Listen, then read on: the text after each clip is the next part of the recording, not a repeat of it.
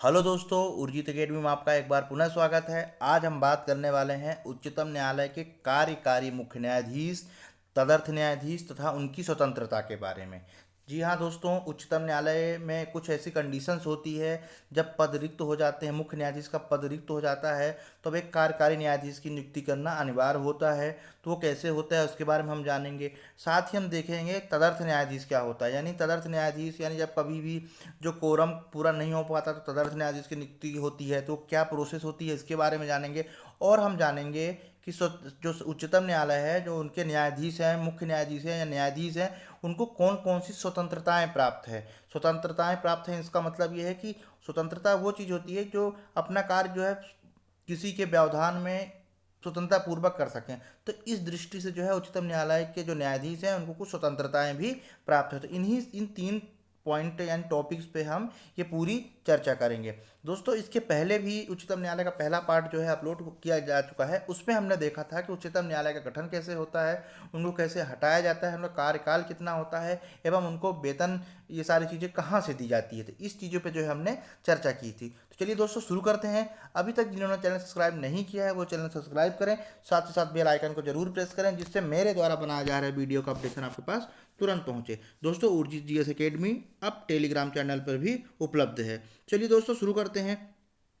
सबसे पहले हम बात करते हैं कार्यकारी मुख्य न्यायाधीश। अब जैसे नाम से समझ में आ रहा है कार्यकारी न्यायाधीश, तो दोस्तों कुछ ऐसी कंडीशंस हो जाती हैं जब मुख्य न्यायाधीश का जो है सर्वोच्च उच्चतम न्यायालय के मुख्य न्यायाधीश का पद खाली रहता है। ठीक है, तो क्या होता है कि राष्ट्रपति, ध्यान रखिएगा, राष्ट्रपति किसी न्यायाधीश को भारत के उच्चतम न्यायालय का कार्यकारी मुख्य न्यायाधीश नियुक्त कर सकता है। ठीक है, यहाँ पर एक कीवर्ड्स है, ये छोटे छोटे जो कीवर्ड्स होते हैं इसको आप ध्यान रखिएगा। जैसे यहाँ पे राष्ट्रपति आया है, यानी जो राष्ट्रपति है वो कार्यकारी न्यायाधीश, जो मुख्य न्यायाधीश उसको बना सकता है। तो कौन बनाता है, अगर प्रश्न आता है इस तरह से कि उच्चतम न्यायालय के कार्यकारी न्यायाधीश, मुख्य न्यायाधीश को कौन नियुक्त करता है, तो दोस्तों राष्ट्रपति। तो ये ऐसे कुछ कीवर्ड्स हैं जो प्री में या दूसरे एग्जाम में जो है अक्सर पूछे जाते हैं। अब इसमें कुछ कंडीशंस होती है, कुछ ऐसे बिंदु हैं जिसके आधार पर जो है राष्ट्रपति कार्यकारी न्यायाधीश को नियुक्त करते हैं। तो पहला बिंदु है कि मुख्य न्यायाधीश का पद रिक्त हो। मान लीजिए कुछ ऐसी कंडीशंस घटनाएं घट जाती हैं कि मुख्य न्यायाधीश का पद रिक्त है, यानी मुख्य न्यायाधीश बनाया ही नहीं गया है, पद रिक्त है,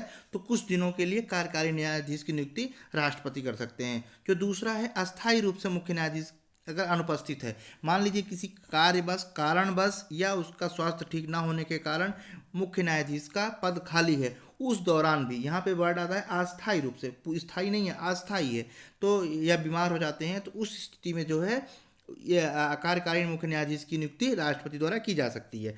थर्ड पॉइंट है कि मुख्य न्यायाधीश अपने दायित्व को निर्वहन करने में सक्षम है। मान लीजिए उन्हें कोई ऐसी बीमारी पड़ जाती है या मानसिक रूप से असक्षम हो जाते हैं, तो उस दौरान जो है कार्यकारी मुख्य न्यायाधीश की नियुक्ति की जा सकती है। ये सभी नियुक्तियां जो है कौन करता है, राष्ट्रपति। इन सभी परिस्थितियों में राष्ट्रपति यह अधिकार है कि वह एक कार्यकारी मुख्य न्यायाधीश की नियुक्ति करे। दोस्तों बहुत महत्वपूर्ण है, इससे प्रश्न जो है प्री में 102 प्रश्न जो है सॉरी पूछे ही जाते हैं। तो दोस्तों ये है कार्यकारी न्यायाधीश। अब हम अगला टॉपिक बात करते हैं तदर्थ न्यायाधीश। दोस्तों तदर्थ न्यायाधीश क्या होता है, तो संविधान के अनुच्छेद 27 में, ठीक है, सॉरी यहाँ 127 होना चाहिए, थोड़ा सा ये मिस्टेक है, आप थोड़ा सा इसको, उम्मीद करता हूँ आप लोग इसको सॉल्व करेंगे। 127 है ना कि 27 है, ठीक है, 127 है, ठीक है। एक बार मैं फिर कह रहा हूँ कि 127 है यहाँ पर, है ना। तदर्थ न्यायाधीश का जो वर्णन है संविधान में 127 अनुच्छेद, भारतीय संविधान के अनुच्छेद 127 में किया गया है। अब हम देखते हैं तो क्या होता है, कभी कभी जब कोरम क्या होता है कि जैसे जो न्यायाधीश है, न्यायाधीशों की जो संख्या कम होती है, तो क्या होता है उस समय स्थायी न्यायाधीश की संख्या जब कम हो रही हो, तो भारत का जो मुख्य न्यायाधीश है किसी भी उच्च न्यायालय के किसी न्यायाधीश को अस्थायी काल या कुछ समय के लिए उच्चतम न्यायालय में तदर्थ न्यायाधीश की नियुक्ति कर सकता है।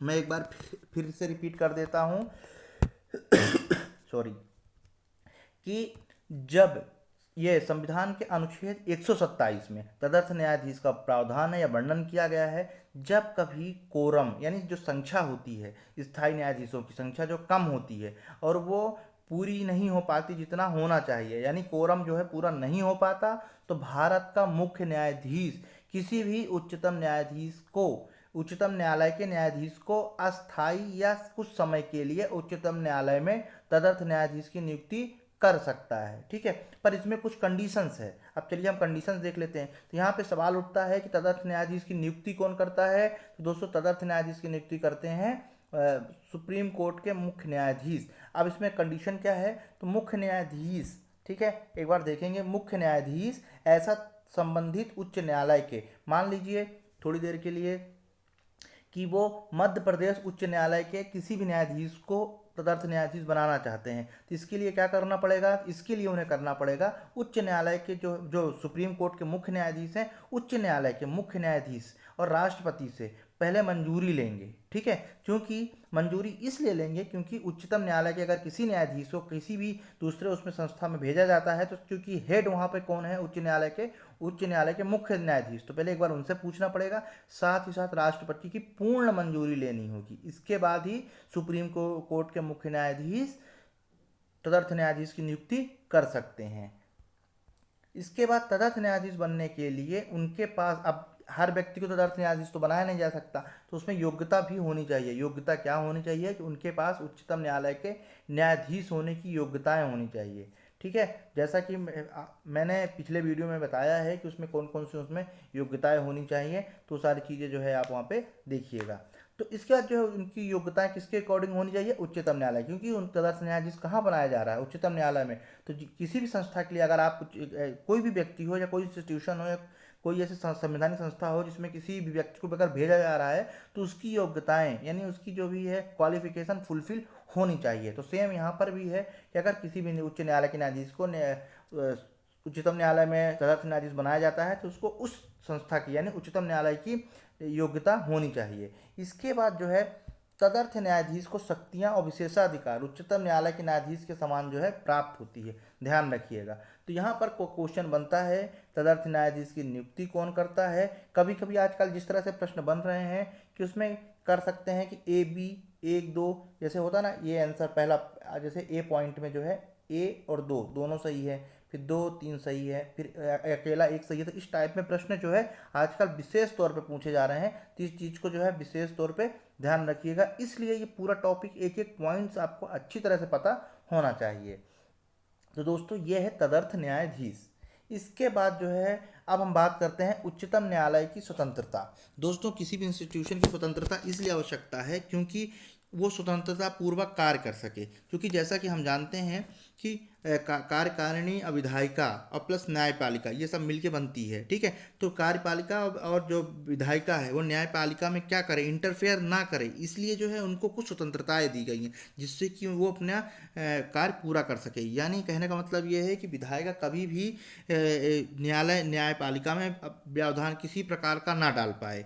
ठीक है, इसलिए उनके कार्यकाल के दौरान उनको ये स्वतंत्रताएं दी गई हैं कि जब तक उनका कार्यकाल रहे उस दौरान किसी भी प्रकार का कोई व्यवधान ना रहे और वो स्वतंत्रता पूर्वक कार्य कर सकें। तो सबसे पहली स्वतंत्रता है उनकी नियुक्ति की पद्धति, यानी उनको नियुक्ति इस तरह से किया जाता है जिसमें किसी भी प्रकार का कोई व्यवधान नहीं हो। अब कैसे नियुक्ति की जाती है दोस्तों, तो उच्चतम न्यायालय के न्यायाधीशों की नियुक्ति राष्ट्रपति न्यायिक सदस्यों, ठीक है, ऐसे ऐसे नियुक्त नहीं करते हैं, नियुक्ति उनकी राष्ट्रपति के द्वारा होती है। कभी भी अगर प्रश्न आता है कि उच्चतम न्यायालय के न्यायाधीशों की नियुक्ति कौन करता है, तो दोस्तों सीधे है राष्ट्रपति के द्वारा की जाती है, पर राष्ट्रपति इसके लिए कुछ कंडीशंस होती है, ये उनके विवेक पे डिपेंड करता है। तो उच्चतम न्यायालय के न्यायाधीशों की नियुक्ति राष्ट्रपति न्यायिक सदस्यों अर्थात उच्चतम न्यायालय तथा उच्च न्यायालय के न्यायाधीशों की सलाह पर करते हैं। ठीक है, ध्यान रखिएगा।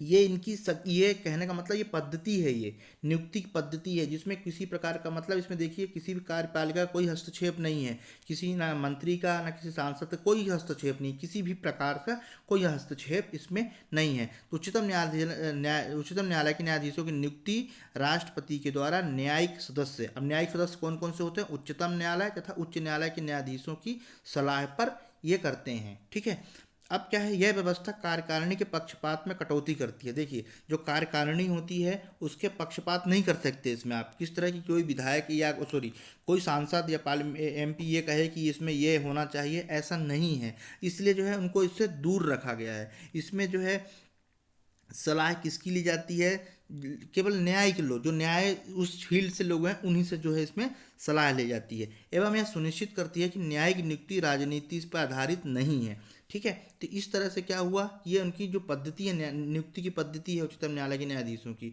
उसको क्या है, पक्षपात पूर्ण ना रहे और यहाँ पर किसी का इंटरफेयर ना रहे, ठीक है, किसी भी प्रकार से। इसलिए जो है ये इनकी स्वतंत्रता है। इसके बाद जो है अगला पॉइंट है कार्यकाल की सुरक्षा। कार्यकाल की सुरक्षा मतलब जो उस समय उनका कार्यकाल है, जैसे अभी वर्तमान में मुख्य न्यायाधीश रमन्ना जी अभी हाल ही में 48वें मुख्य न्यायाधीश बने हैं सुप्रीम कोर्ट के। तो उनके कार्यकाल के दौरान उनको सुरक्षा प्राप्त है, यानी राष्ट्रपति नियुक्त जरूर करता है लेकिन ऐसे सिंपल तरीके से जब चाहे जब हटा नहीं सकते, ठीक है, ध्यान रखिएगा, क्योंकि राष्ट्रपति भी कैबिनेट के, यानी कैबिनेट के उससे का काम करते हैं, ठीक है, खुद खुद काम नहीं करते हैं, वो कैबिनेट के सलाह पे काम करते हैं, ठीक है, तो इसलिए किसी प्रकार का इंटरफेयर ना हो। तो उच्चतम न्यायालय के न्यायाधीशों का कार्यकाल की सुरक्षा प्रदान की जाती है, उन्हें संविधान में उल्लेखित नियमों के आधार पर ही जो है हटाया जा सकता है, ठीक है, राष्ट्रपति द्वारा हटाया जा सकता है, यानी वह राष्ट्रपति के दया पर आधारित नहीं है। जैसे कि महान्यायवादी, भारत के जो महान्यायवादी हैं जिसे अटॉर्नी जनरल कहा जाता है, उनके पदा प्रसाद पर्यंत पे काम करते हैं, यानी जब चाहे उनको हटा सकते हैं, ठीक है। राज्यपाल का भी यही हाल है, राज्यपाल को भी कभी भी हटाया जा सकता है। वैसे उनका कार्यकाल 5 साल का होता है पर अमूमन हम देखते हैं कि उन्हें कभी भी हटा दिया जाता है, लेकिन यहाँ पर ऐसा नहीं है। यानी सुप्रीम कोर्ट के जो न्यायाधीश हैं वो कभी भी राष्ट्रपति के दया पर निर्भर नहीं है, यानी उनको कार्यकाल में सुरक्षा प्राप्त है,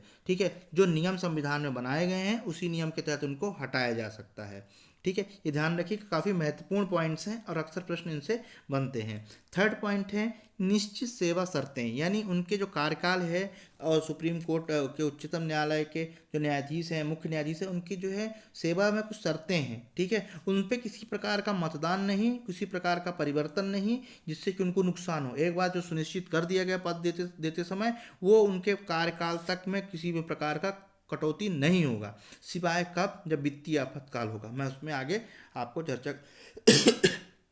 चर्चा करूंगा। तो हम यहाँ बात कर रहे हैं कि उच्चतम न्यायालय के न्यायाधीशों के वेतन, भत्ते, अवकाश, विशेषाधिकार, पेंशन का समय समय पर निर्धारण तो संसद करती है, ठीक है, संसद द्वारा ही निर्धारित होता है, ये भी ध्यान रखिएगा। इनके वेतन भत्ते कौन निर्धारित करता है, संसद निर्धारित करती है, लेकिन इन्हें इन्हें उनके लिए अलाभकारी परिवर्तन नहीं कर सकती, केवल वित्तीय आपातकाल के दौरान। यानी जितने भी वेतन भत्ते और अवकाश है, विशेषाधिकार है, पेंशन है, सब समय समय पर संसद निर्धारित करती है, पार्लियामेंट निर्धारित करती है। लेकिन एक बार उनकी उनकी मतलब उनकी जो सेवा, जो उनका समय टाइम पीरियड है जॉब का, उस दौरान आप किसी भी प्रकार का लाभकारी परिवर्तन नहीं कर सकते। वित्तीय आपातकाल क्या होता है, संविधान के अनुच्छेद 360 में वित्तीय आपातकाल का जो है प्रावधान किया गया है। इस प्रावधान के जरिए ये बताया गया है कि मान लीजिए कि ऐसी कुछ कंडीशंस बन जाए भारत में, जो वित्तीय मतलब वित्त से संबंधित जो है एक आपातकाल लग जाए, ठीक है, तो उस दौरान जो है पार्लियामेंट क्या कर सकती है, वित्तीय आपातकालन के दौरान किसी का भी वेतन जो है कम कर सकती है। बस एक ही कंडीशन है, वित्तीय आपातकाल, अदरवाइज इसका कोई भी किसी भी हालत में लाभकारी परिवर्तन सांसद या पार्लियामेंट इनमें नहीं कर सकती है। अगली हम बात करें संचित निधि से व्यय। संचित निधि से व्यय, इसका मतलब ये है कि जो उच्चतम न्यायालय के न्यायाधीश हैं उनका वेतन एवं कार्यालयीय व्यय, जो कार्यालय जो होगा उनका, क्योंकि सुप्रीम कोर्ट का भी एक कार्यालय होता है जो, ठीक है, उसका व्यय, भत्ते, पेंशन एवं अन्य जो प्रशासनिक खर्चे हैं वो सभी संचित निधि पर भारित हैं, ठीक है। तो इससे क्या समझ में आ रहा है, इससे एक चीज़ समझ में आ रही है कि जो सुप्रीम कोर्ट के न्यायाधीश होते हैं, मुख्य न्यायाधीश होते हैं, उनका वेतन और भत्ते, सेवा शर्तें, सारी चीज़ें कहाँ से होती हैं, ये सारी चीज़ें जो हैं वेतन और भत्ते सब ये संचित निधि पर भारित होते हैं, ठीक है। और नियम कौन बनाता है, पार्लियामेंट बनाती है। अतः इन पर जो है मतदान नहीं कर सकते, जो उन पे वेतन भत्ते व्यय सारे हैं इन पर किसी भी प्रकार का मतदान नहीं किया जा सकता कि आपने गुट बना लिया कुछ सांसदों का और उस पर जाके मतदान किया, ऐसा नहीं कर सकते हैं, ठीक है। तो ये स्वतंत्रता है उनकी, ठीक है। 5th नंबर का है कि न्यायाधीशों के आचरण पर बहस नहीं हो सकती। इसका मतलब ये है कि मान लीजिए कोई ऐसा जजमेंट है जिसे किसी न्यायालय के न्यायाधीश ने, सर्वोच्च न्यायालय के न्यायाधीश ने किसी भी जजमेंट सुनाया, अब आप उसकी सार्वजनिक तौर पर बुराई नहीं कर सकते, संसद में बहस नहीं कर सकते, ठीक है। इस पे क्या है, इससे क्या होता है, आप उस पर चर्चा नहीं कर सकते। इससे स्वतंत्रता से क्या समझ में आ रहा है कि इससे एक चीज़ समझ में आ रही है कि जो जो सुप्रीम कोर्ट के न्यायाधीश हैं तो वो बेफिक्र होके बेहिचक अपना जो है मतलब स्वतंत्रता पूर्वक अपना जो डिसीजन है वो सुना सकते हैं, सिवाय एक कंडीशन की, जो उन पे महाभियोग होता है। महाभियोग मतलब क्या होता है, जब उनकी जो हटाने की जो प्रोसेस होती है उसको प्रक्रिया को महाभियोग कहते हैं। उस दौरान जो है उसमें चर्चा होती है, किसमें, उसमें चर्चा होती है संसद में। ठीक है, तो महाभियोग के अतिरिक्त संविधान में न्यायाधीशों के आचरण पर ना संसद में और ना किसी राज्य विधानमंडल में आप बहस पर प्रतिबंध लगाया गया, अर्थात चर्चा आप उसमें नहीं कर सकते, यानी उनके जजमेंट में आप किसी प्रकार की चर्चा नहीं कर सकते हो। अदरवाइज क्या है, एक अवमानना होती है, न्यायालय की अवमानना। अक्सर हम सुनते हैं कि न्यायालय की अवमानना में इनको 5,000 का दंड दिया गया या 2 साल की कैद या 6 महीने की सजा सुनाई गई। ये प्रकार का अवमानना होगी। ठीक है, इससे क्या होगा, अगर बहस होती तो इससे न्यायाधीशों के जो मनोबल पे एक प्रभाव पड़ता है, साथ ही साथ उनके जो डिसीजन होते हैं उस पर भी प्रभाव पड़ता है। तो इसलिए जो है न्यायाधीशों के आचरण पे बहस नहीं की जा सकती। 6 नंबर का जो पॉइंट्स है सॉरी, सेवानिवृत्ति के बाद वकालत पर रोक, इसका क्या मतलब है, बहुत ही महत्वपूर्ण बिंदु है दोस्तों। अक्सर इसमें प्रश्न पूछा जाता है कि क्या सर्वोच्च न्यायालय के मुख्य न्यायाधीश या न्यायाधीश रिटायरमेंट या सेवानिवृत्त होने के बाद क्या किसी न्यायालय में वकालत कर सकते हैं या दूसरी जॉब किसी राज्य सरकार या केंद्र सरकार के अधीन कर सकते हैं? तो बिल्कुल भी नहीं कर सकते, एकदम स्पष्ट है, बिल्कुल नहीं कर सकते। इसके पीछे रीज़न क्या है? इसके पीछे रीज़न ये है कि सेवानिवृत्त अगर सेवानिवृत्ति के बाद अगर ये जॉब कहीं करते, अगर इसमें प्रावधान नहीं होता तो क्या होता है, जो उनके डिसीजन हैं वो प्रभावित होते, यानी वो भविष्य की भी, फिर आगे चल के भविष्य की वो चिंता करते कि अगर मैं फिर से मुझे किसी दूसरे जॉब में जाना है तो वो डिसीजन क्या होता है, उनके जो निर्णय हैं, जो उनके जजमेंट है वो प्रभावित होते। तो इसीलिए क्या किया गया है कि उनके किसी भी प्रकार के डिसीजन पे, सेवानिवृत्त का वकालत पे रोक लगाई गई है। यहाँ हम देखते हैं कि सेवानिवृत्त न्यायाधीश को भारत में कहीं भी किसी भी न्यायालय या प्राधिकरण में कार्य करने की स्वतंत्रता नहीं है। ठीक है, ऐसा सुनिश्चित करने के लिए मुख्य कारण यह है कि निर्णय देते समय भविष्य का वो ध्यान या चिंता ना करें। ठीक है, यानी कोई ऐसा डिसीजन है या कोई ऐसा जजमेंट है जिसको उनको फैसला सुनाना है तो भविष्य की भी चिंता ना करें।